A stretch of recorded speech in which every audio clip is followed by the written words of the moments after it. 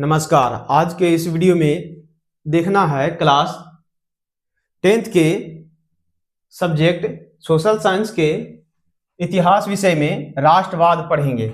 Europe में राष्ट्रवाद समझेंगे कि यूरोप में राष्ट्रवाद का विस्तार कैसे हुआ है या राष्ट्रवाद क्या है। तो शुरुआत करते बिना समय गवाए हुए यूरोप में राष्ट्रवाद को। चलिए देख लीजिए, ये रहा सब्जेक्ट हिस्ट्री और क्लास 10th में चैप्टर नंबर पहला, इतिहास का पहला चैप्टर है। चैप्टर का नाम है यूरोप में राष्ट्रवाद, उदय और विकास। यानी कि यूरोप में राष्ट्रवाद कैसे हुआ, उदय कहाँ से हुआ और विकास किस प्रकार से हुआ। तो समझ लेते हैं पहले यूरोप क्या है। कुछ लोग पहले से भी जानते होंगे और अभी भी बता देंगे यूरोप क्या है। सबसे पहले समझिए कि पृथ्वी पर 7 महाद्वीप हैं या 7 महादेश हैं, जो कि बारी बारी से अभी इस डिस्प्ले पर दिखता होगा।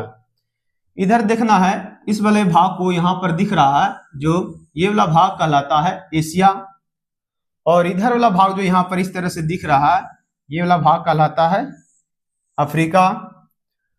और यहाँ पर लाल कलर से जो डार्क किया हुआ पहले से ही, यह वाला भाग जो दिख रहा है, यही कहलाता है यूरोप, जो कि मुख्य रूप से इसी यूरोप के बारे में अध्ययन करना है। यहीं पर यूरोप में राष्ट्रवाद का विकास किस प्रकार से हुआ है। चलिए और पूरा जान लेते हैं। एशिया, अफ्रीका और यूरोप। इधर बढ़ेंगे तो इधर जो दिख रहा होगा, ये कहलाता है नॉर्थ अमेरिका, या हिंदी में बोलते हैं उत्तरी अमेरिका। चलिए इस वाले भाग को। और यहाँ पर दिख रहा होगा ये साउथ अमेरिका, ये वाला हो गया दक्षिण अमेरिका। और एक लास्ट में दिख रहा होगा यहाँ पर थोड़ा जूम आउट कर देते हैं, अच्छी तरह दिखेगा। यहाँ पर जो दिख रहा है ये है अंटार्कटिका, और ये वाला भाग एक और कहलाता है इधर ऑस्ट्रिया, ये वाला भाग। इस तरह से 7 महाद्वीप हैं। 7 महाद्वीप में से हमको अभी पढ़ना है यूरोप के बारे में यहाँ पर। चलिए समझ गए होंगे कि यूरोप क्या है। तो आगे बढ़ते हैं।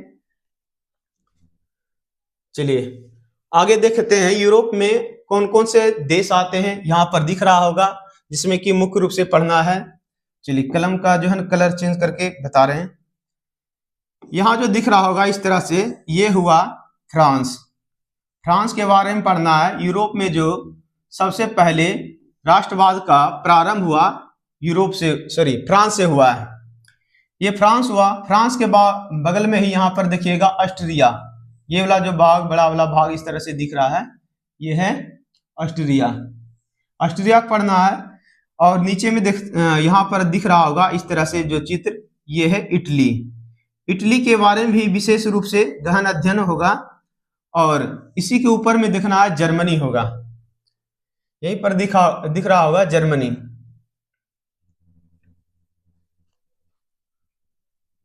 चलिए इसमें स्पष्ट रूप से अभी दिख नहीं रहा है, ये वाला भाग जो कहलाता है जर्मनी। पता ही नहीं चला कहां पर है।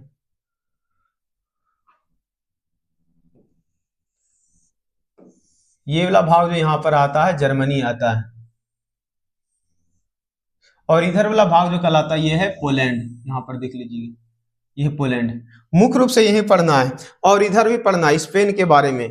स्पेन पर भी इसका प्रभाव पड़ा है, यहाँ पर देख लीजिएगा इस तरह से स्पेन दिख रहा होगा। और इसी के बगल में पुर्तगाल है, यहाँ पर इस तरह से पुर्तगाल। तो शुरुआत करते हैं, आगे बढ़ते हैं राष्ट्रवाद के बारे में। चलिए यूरोप महाद्वीप के प्रमुख देश, यानी कि कौन कौन देश आते हैं यूरोप महादेश में, उनके बारे में प्रमुख जो देश हैं यहाँ पर लिखे हैं। हालांकि आते हैं इसमें लगभग 44 से 47 देश के लगभग आते हैं, जिसमें कि पढ़ना है मुख्य जो देश हाईलाइटेड करके रखे हैं। यहाँ पर है फ्रांस। सबसे पहला जो पढ़ेंगे फ्रांस के बारे में पढ़ना है। उसके बाद पढ़ना है इधर जर्मनी के बारे में। उसके बाद पढ़ना है इटली के बारे में। उसके बाद पढ़ना है यूनाइटेड किंगडम, इस तरह से, जिसे ब्रिटेन कहते हैं। और इधर पढ़ना है स्पेन के बारे में। और पढ़ना इधर रूस के बारे में, रूस के कुछ भाग आता है। और इधर देखिए ऑस्ट्रिया के बारे में पढ़ना है। ऑस्ट्रिया, इसमें ये मुख्य चर्चा जो है ऑस्ट्रिया के भी रहता है। और इधर है स्विट्जरलैंड के बारे में पढ़ना है। और इधर नीदरलैंड है, इसके बारे में भी पढ़ना है, और बेल्जियम के बारे में भी पढ़ना है, और थोड़ा ग्रीस के बारे में भी इसमें चर्चा किया गया है, पुर्तगाल के बारे में भी चर्चा किया गया है, और स्वीडन के बारे में भी है, और नॉर्वे के बारे में भी है, और अंतिम में एक है डेनमार्क। डेनमार्क के अलावा और भी देश हैं, आते हैं। चलिए शुरू करते हैं। चलिए पहले थोड़ा परिचय दे देते हैं। यूरोप में राष्ट्रवाद के प्रमुख नेता, समझ लीजिए कि प्रमुख नेता कौन कौन है। यहाँ पर कुछ इधर पिक्चर दिख रहा होगा, यहाँ पर ये इस तरह से, ये जो है नेपोलियन बोनापार्ट दिख रहा होगा, यहाँ पर ये है नेपोलियन बोनापार्ट, और इधर है जोसेफ मेजनी। मेजनी जो है ये रहा मेजनी, इसके बारे में भी पढ़ना है। मेटरनिक के बारे में सुने होंगे, तो मेटरनिक का यहाँ पर लगा हुआ है पिक्चर, ये वाला मेटरनिक हुआ। इधर काउंट काबूर है, इसके बारे में भी पढ़ना है। मुख्य रोल जो है काउंट काबूर का है इसमें, तो इसके बारे में पढ़ना है। और भी है नेता जो कि हम प्रमुख थे, यहाँ पर हम लगा दिए थे पहले से। इधर है गैरीबाल्डी, गैरीबाल्डी के बारे में पढ़ना है, और इधर एक है लास्ट में बिस्मार्क, इसके बारे में पढ़ना है। तो शुरुआत करते हैं, क्लास को आगे बढ़ाते हैं। देखते हैं, पहले इनका परिचय देते हैं। पहले देखते हैं राष्ट्रवाद क्या है, पहले उसका भी परिभाषा होगा।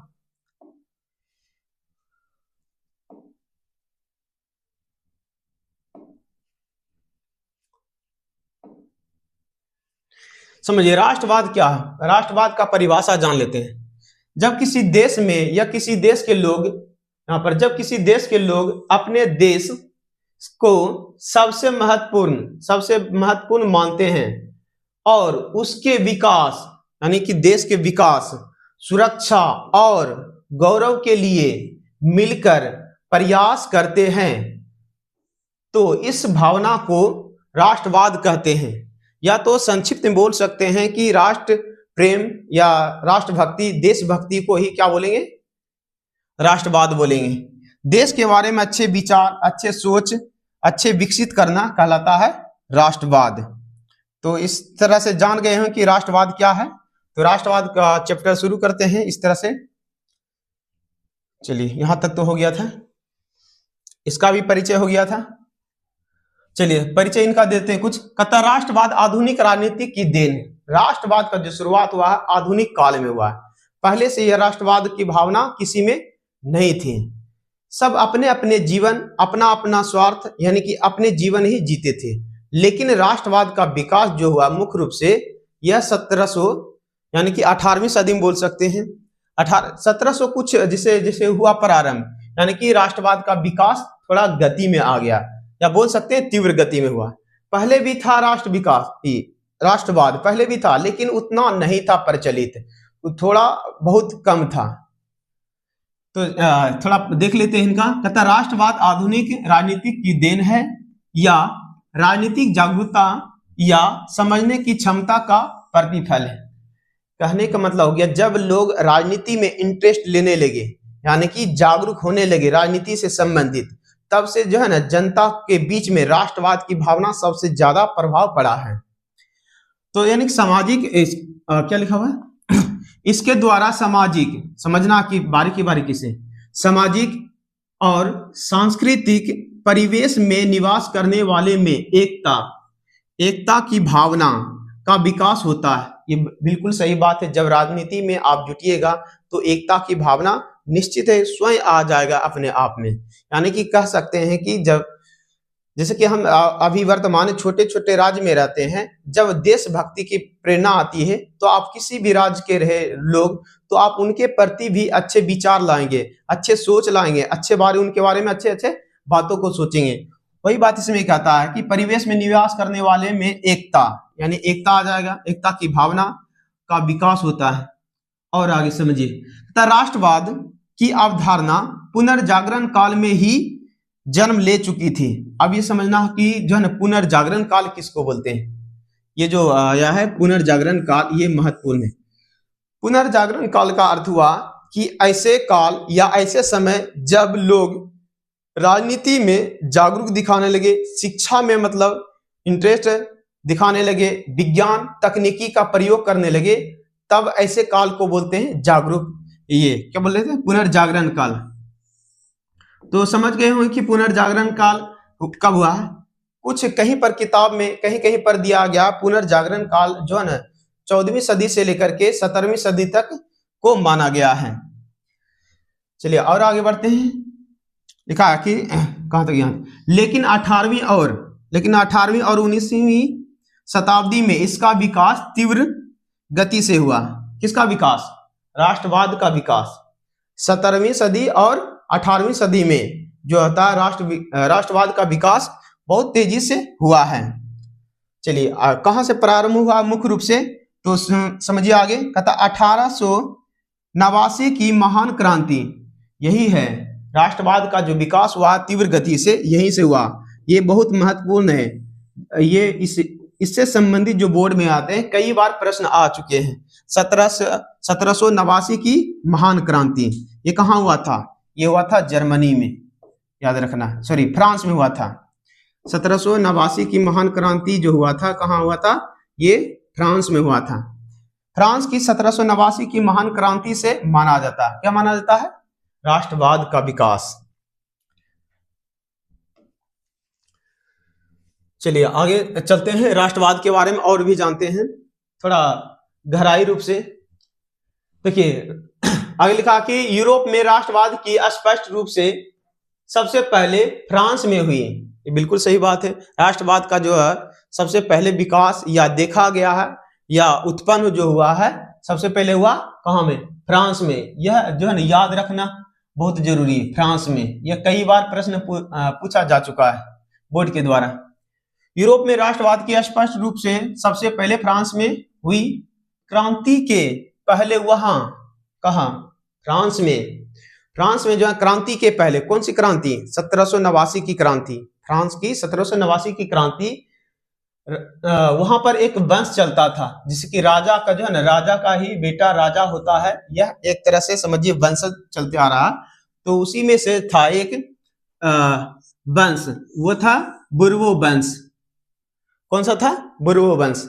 यह बुर्बो वंश जो था फ्रांस में पहले से चलते आ रहा था और इसी के शासन में जो था सबसे पहले निरंकुश राजा हुआ करते थे। यहीं से कहानी स्टार्ट होता है राष्ट्रवाद की। निरंकुश राजा, और समझिएगा कि निरंकुश राजा क्या होता है। राजा देखिए कई प्रकार के हो जाते हैं, कोई दिल से जो है अच्छे होते हैं, कोई निरंकुश होते हैं। निरंकुश राजा वैसे राजा को बोलते हैं जिस पर किसी जनता का अंकुश ना हो या किसी व्यक्ति का अंकुश ना हो।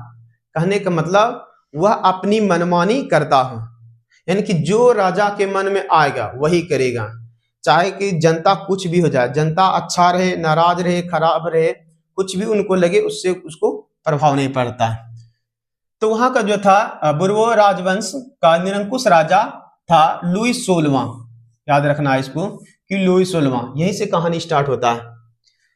बुर्बो राजवंश की निरंकुश राजा कौन था?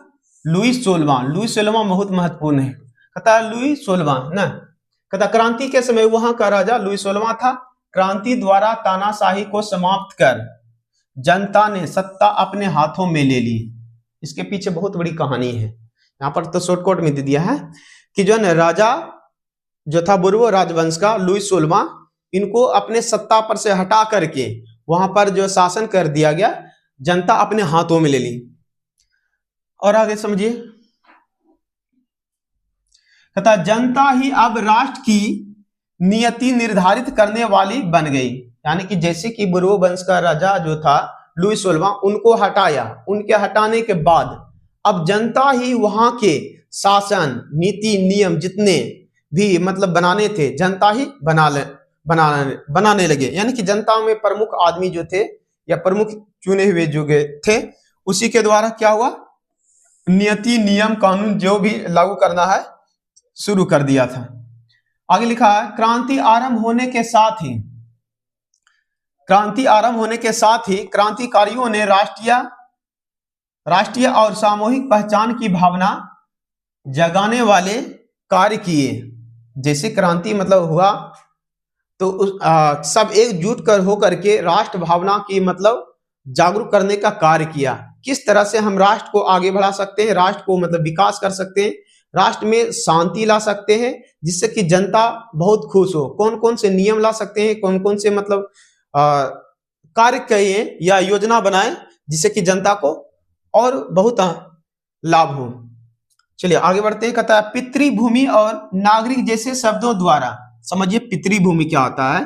पितृभूमि बोलते हैं पिता की भूमि को, जैसे अभी भी है हमारे पिताजी, पिताजी के पिताजी जो भूमि हुआ करते थे वही बोल रहा है पितृभूमि। कहता है पितृभूमि और नागरिक जैसे शब्दों द्वारा फ्रांसीसियों में एक सामूहिक भावना और पहचान बढ़ाने का प्रयास किया। कहने का मतलब पहले लोग जानते नहीं थे, वहां की जो है ये भूमि जो है खेती कह सकते हैं या निवास स्थान कह सकते हैं, वह पिता की ही भूमि है, यानी पिताजी की ही संपत्ति है। ऐसे पहले लोग नहीं जानते थे, लेकिन जब से ये लुई 16वां हटा, उसके बाद ये सब जब जनता के हाथ में सत्ता आया तो वह पहले वाला जो नियम कानून थे उनको हटा दिया गया। बहुत सारे नियम आगे पढ़िएगा कि जो है ना हटाया गया। और आगे देखिए, कहता एक सामूहिक भावना और पहचान बनाने का प्रयास किया गया। नए संविधान में सभी नागरिकों को समान अधिकार देकर समानता की स्थान पर बल दिया गया। कहने का मतलब जो पहले था राजा को बहुत मनमानी चलता था, राजा का बहुत मनमानी चलता था, और जब राजा को हटाया, कौन राजा, लुई 16वां को, लुई 16वां को जैसे हटाया, सबसे पहले लाया कि कानून के समानता का अधिकार, यानी कि कहने का मतलब कानून के सामने सभी लोग क्या है, समान है, किसी को विशेष अधिकार नहीं रहेगा। लेकिन थे पहले किसी को विशेष अधिकार दिया जाता था, जैसे कि पादरी हुआ करते थे, सामंत लोग हुआ करते थे, उनको विशेष अधिकार था, और बाकी जो गरीब लोग थे, किसान हो गया, मजदूर हो गया, कारीगर हो गया, इस सब को जो है ना अलग मतलब उसको टैक्स मतलब देना पड़ता था। और पादरी हो गया और सामंती लोग मतलब जो अमीर व्यक्ति थे, जो जमींदार थे, उनको जो टैक्स देना नहीं पड़ता था। और आगे पढ़िएगा, देखिए कहता राजवंशीय झंडा के स्थान पर, यह भी महत्वपूर्ण बात है, राष्ट्रीय झंडा, समझिए कि राष्ट्रीय झंडा के स्थान पर राजवंशीय झंडा के स्थान पर राष्ट्रीय ध्वज के रूप में एक नया फ्रांसीसी झंडा अपनाया गया। पहले चलता था राजवंश का झंडा, देख लीजिए यहाँ पर चित्र लगा हुआ बगल में, ये जो चित्र दिख रहा है ये वाला कौन सा चित्र है, ये है राजवंशीय, यानी कि राजाओं का झंडा। ये चलता था पहले, राजवंश का झंडा इस तरह से दिखता था, देखिए राजा का झंडा पर यहाँ किस तरह से।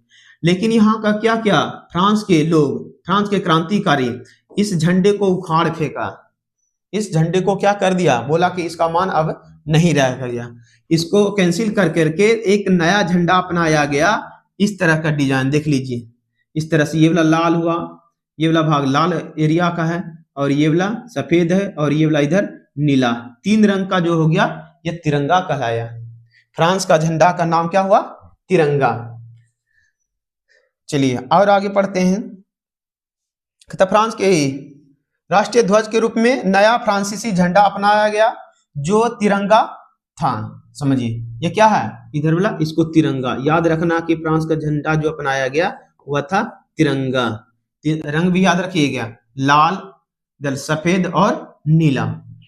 और इधर है लुई 16वां, यहाँ पर पहचान लीजिए कि यही है लुई 16वां। ये बहुत कठोर, क्या बोल सकते हैं इसको, कठोर दिल के इंसान।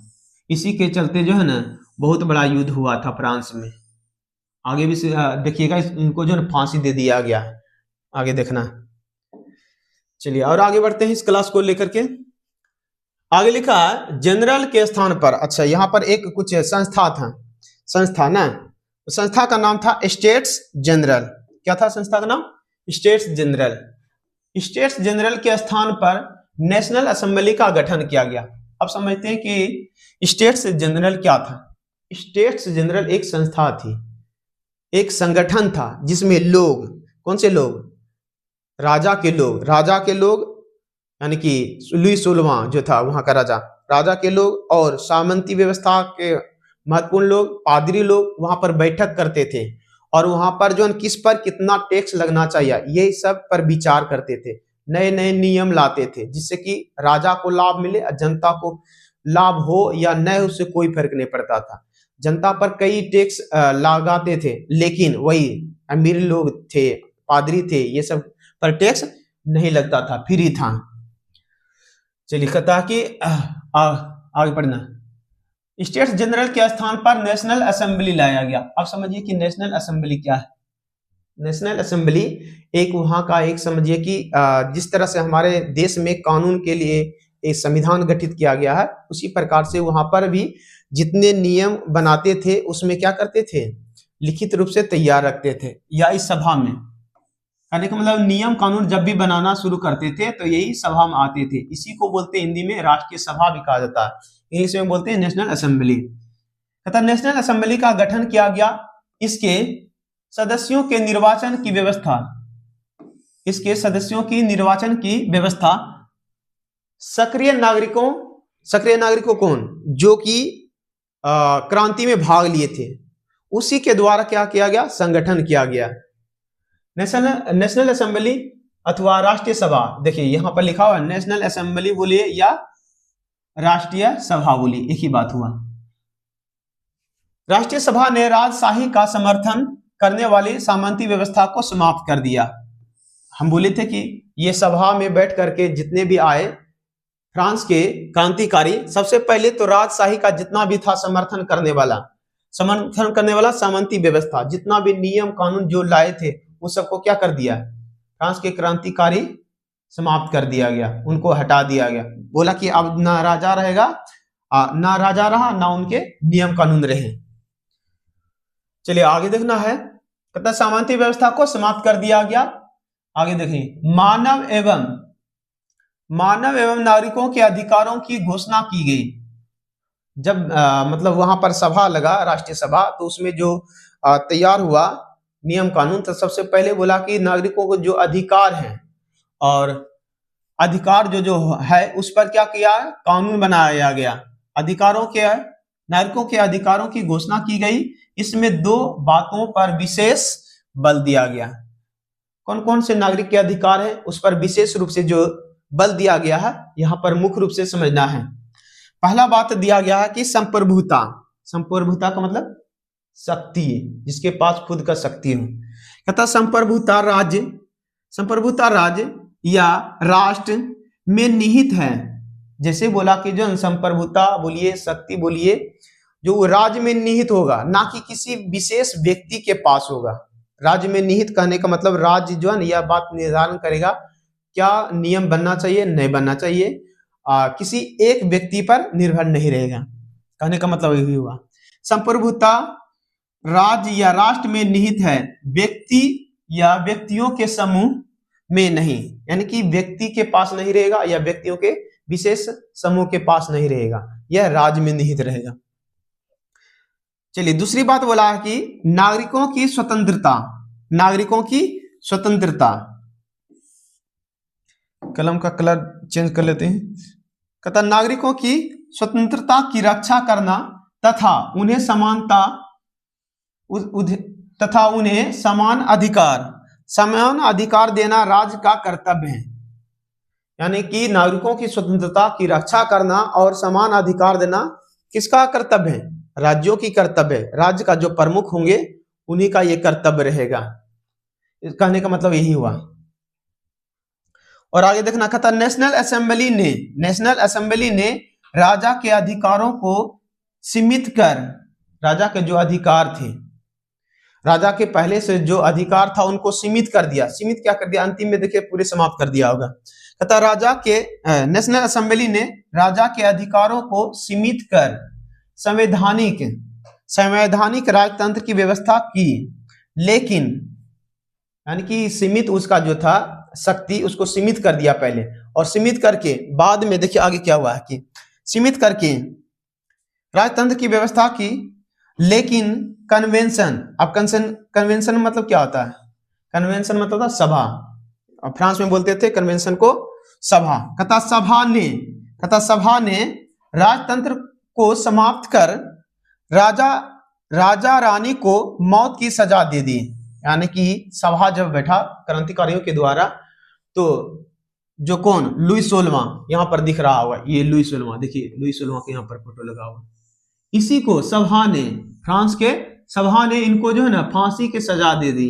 किसको, लुई 16वां को। बाद में कुछ दिन के बाद इसको भी फांसी की सजा दे दी, इसकी जो महारानी है ये, इसको भी फांसी की सजा दे दी। कहता राजा रानी को मौत की सजा दे दी। और कब दिया गया, ये बहुत बड़ा महत्वपूर्ण डेट है।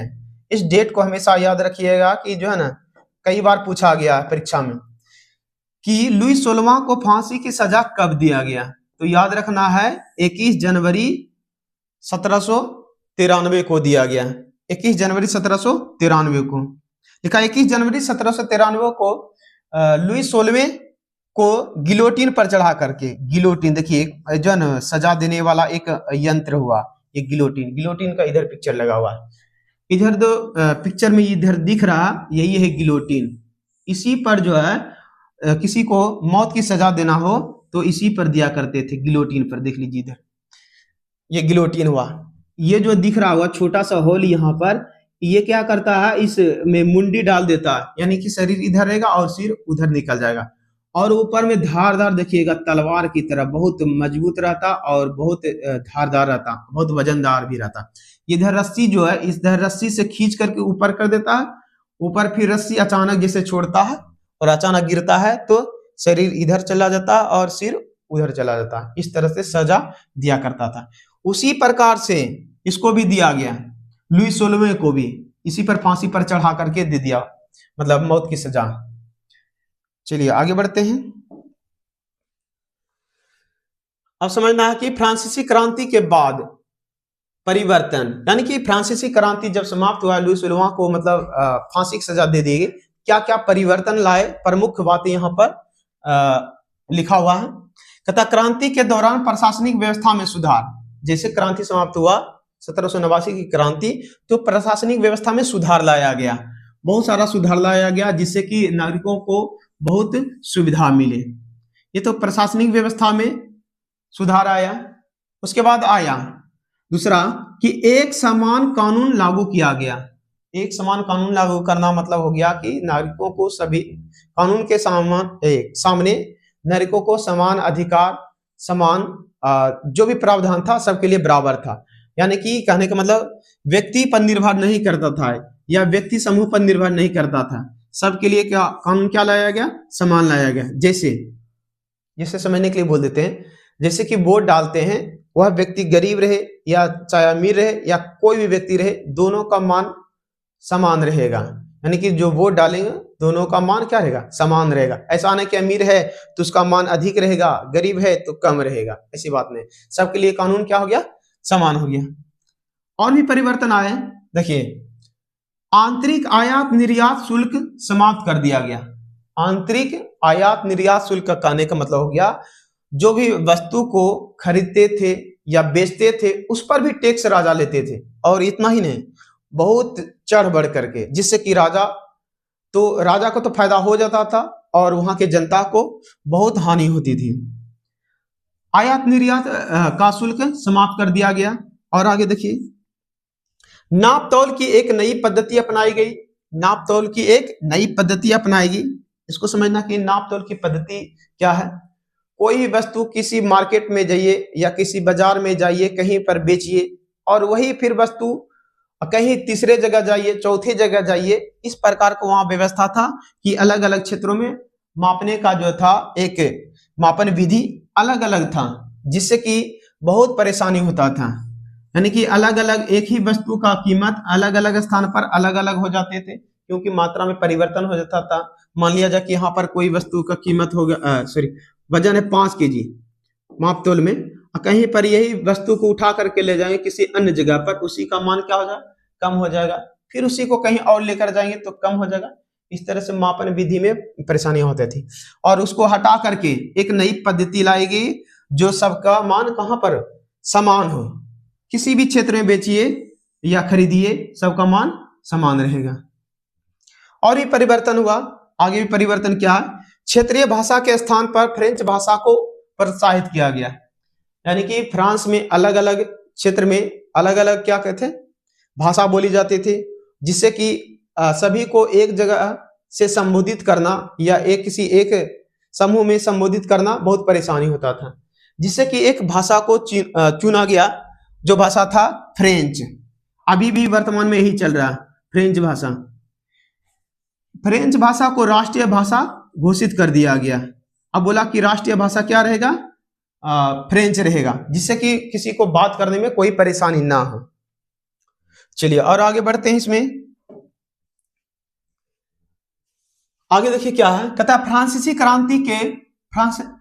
क्रांतिकारी फ्रांस में हुए इन परिवर्तनों से संतुष्ट नहीं थे। इतना जो परिवर्तन आया राष्ट्रवाद में, तो उससे संतुष्ट नहीं था। वो सोच रहा था जितना परिवर्तन मेरे राष्ट्र में हुआ है, यह परिवर्तन या यह नियम कानून हमारे पड़ोसियों के राज्य में भी होना चाहिए, जिससे कि फ्रांस का क्या हो, प्रभाव अन्य देशों में भी पड़े। तो फ्रांसीसी क्रांति फ्रांस में हुए इन परिवर्तनों से संतुष्ट नहीं थे। क्रांति के संदेश का प्रसार फ्रांस के बाहर अन्य यूरोपीय राष्ट्रों में भी करना चाहते थे। ये बात बिल्कुल सही है कि जो है ना, जितना फ्रांस में हुआ वह बात जो है ना, अन्य पड़ोसी जो थे, जैसे इटली हो गया, जर्मनी हो गया, ये आसपास में भी यह पहुंचाना चाहते थे। क्रांतिकारियों ने घोषणा की कि फ्रांसीसी राष्ट्र का यह भाग्य और लक्ष्य था कि वह यूरोप के लोगों को निरंकुश शासकों से मुक्त कराएं। यानी कि कहने का मतलब, यूरोप के अन्य देश में जो थे, उसका उद्देश्य बन गया कि जहां जहां पर निरंकुश राजा होगा, वहां पर भी निरंकुश राजा से जनता को मुक्ति दिलाया जाए। इससे जो है कई प्रकार का योजना भी चलाया गया। और आगे समझिए, फ्रांसीसी क्रांति ने यूरोप में निरंकुशवाद के विरुद्ध राष्ट्रीयता की भावना जागृत कर दी। कहने का मतलब हो गया, जो आया राजा,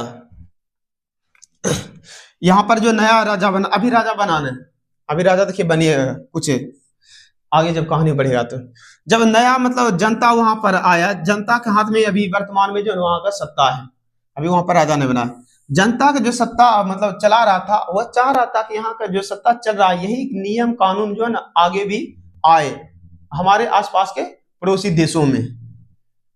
और यहाँ पर जा करके प्रचार प्रसार किया और वहां बताया कि किस तरह से फ्रांस में घटना हुआ, किस तरह का राजा को हटाया गया, अब किस प्रकार से शासन वहां पर चल रहा है, जिससे कि लोग प्रभावित हुआ करते थे।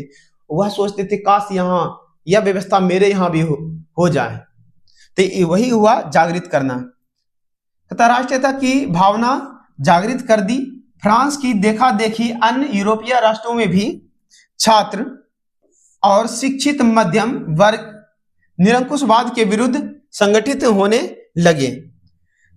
जहां भी पहले क्रांति हो, सबसे पहले छात्र वहां पर भाग लेते हैं। छात्र में सबसे ज्यादा जुनून रहता परिवर्तन करने का, जो है ना, शक्ति। और उसके साथ जो शिक्षित लोग रहते हैं, उसको मतलब राह दिखाने का कार्य करते हैं और वह दिशा मतलब बताते हैं, जिससे कि क्रांति जो है ना तुरंत और सही तरीके से सफल हो। कहता है छात्र और शिक्षित मध्यम वर्ग के निरंकुशवाद के खिलाफ या विरुद्ध संगठित होने लगे।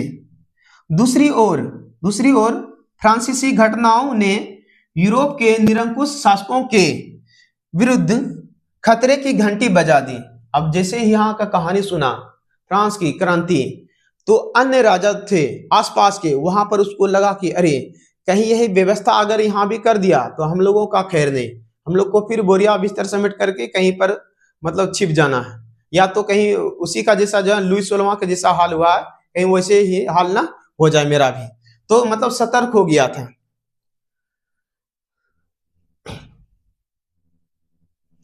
चलिए आगे समझिए। कहता फ्रांसीसी सैनिक एवं स्वयंसेवक इसे यूरोपीय राजाओं एवं कुलीनों के विरुद्ध जनता की जंग मानकर राष्ट्रीय शक्ति का गीत। और समझिए कि एक जो ना फ्रांसीसी सैनिक जो था, स्वयंसेवक कहने का मतलब अभी वहां पर राजा नहीं है, तो स्वयं नियम कानून प्रस्ताव जितना लाते थे सब स्वयं लाते थे, और वह चाहते थे कि हमारे यूरोप के बड़े बड़े क्षेत्रों में, बड़े बड़े राष्ट्रों में भी विस्तार हो। इसके लिए देखिए योजना क्या लाया। फ्रांसीसी सैनिक एवं स्वयंसेवक इसे यूरोपीय राजाओं एवं कुलीनों, कुलीन मतलब वही अमीर लोग, कुलीनों के विरुद्ध जनता की जंग, यानी कि जनता की जंग बता दिया, बोला कि जो है ना किसी एक व्यक्ति का नहीं है, जनता और कुलीन वर्ग के लोग और निरंकुश राजा के बीच यह जंग है। कुलीनों के विरुद्ध जनता की जंग मानकर राष्ट्रभक्ति की गीत, समझिए राष्ट्रभक्ति के गीत, यह बहुत बार पूछा गया प्रश्न, राष्ट्रभक्ति की गीत मार्सिले। मार्सिले समझिए क्या है, मार्सिले क्या है, जैसे कि हमारे देश का राष्ट्रगान क्या है, जनगण मन है, उसी प्रकार से मार्सिले भी वहां फ्रांस में यह मार्सिले गीत है। जब भी जाते थे मिशन पर, कहने का मतलब क्रांति के लिए, तो यह गीत गाते हुए आगे बढ़ते थे, जिससे कि वहां के जनता में जोश जुनून भरा रहे। तो मार्सिले गाते हुए, यही गीत है जो मार्सिले गाते हुए इस युद्ध में शरीक हुए, वही जब भी गाते थे मतलब मार्सिले गाते हुए शामिल हो जाते थे। मार्सिले फ्रांस का राष्ट्रीय गान बन गया। अभी तुरंत अभी बताए मार्सिले क्या है, फ्रांस का राष्ट्रीय गान। कहता नेपोलियन के सैनिक अभियानों के, नेपोलियन के सैनिक अभियानों के दौरान फ्रांसीसी सेना, अब देखिए फ्रांसीसी सेना कहां चले गया, सैनिक अभियान जब चल रहा था तो फ्रांसीसी सेना कहां कहां पहुंचा उसका देखिए, इधर हॉलैंड, इधर क्या है हॉलैंड, और इधर बेल्जियम, बेल्जियम भी पहुंच गए, हॉलैंड पहुंचा, बेल्जियम पहुंचा, स्विट्जरलैंड पहुंचा और इटली पहुंची। ये 4 जगह मुख्य रूप से फ्रांस के सेना पहुंच गए। और पहुंचने के बाद तथा फ्रांसीसी सेना के साथ राष्ट्रवाद एवं क्रांति की भावना भी इन देशों में पहुंची। जैसे ही मतलब सेना पहुंचा तो एक क्रांति की भावना लेकर ही पहुंचा कि यहाँ का जो राजा है निरंकुश राजा, हम भी उनके खिलाफ क्रांति लाएंगे और उन राजा को हटाएंगे, यह योजना लेकर के आया। कहता है इसी प्रकार जो फ्रांसीसी क्रांति ने यूरोप में विस्तार किया गया। चलिए आज का क्लास तो यहीं तक रहेगा। इस प्रकार से यूरोप में फ्रांसीसी क्रांति के बाद किस प्रकार से राष्ट्रवाद का विस्तार हुआ जान लिए। फिर अगला जानेंगे कि यूरोप में किस प्रकार से नेपोलियन बोनापार्ट का योगदान रहा, अगले क्लास में।